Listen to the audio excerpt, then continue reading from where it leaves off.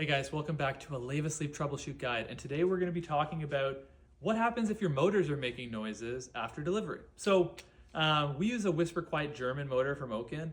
And when they first arrive, some of our motors are whisper quiet the first time you use them.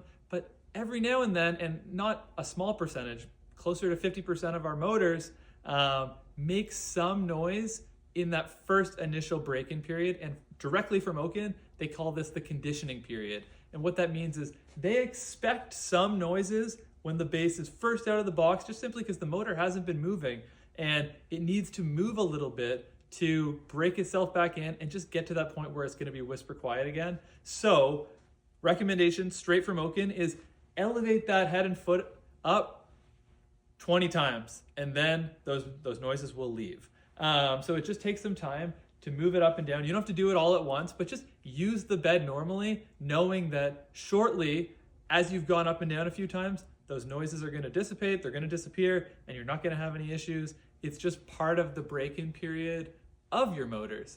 And I mean, we see it all the time. It's not a huge issue, and we see customers that are thrilled, shortly after. So we're not concerned, but at the end of the day too, we want to make sure you're happy. So if for any reason after that break-in period, you've gone up and down and they're still making a noise, by all means, reach out to our team and we want to make sure we can replace the motor. It's not something we really have to do almost ever because the motors just all work, but we have the ability to get in and out, replace that motor and get you back in business if we had to.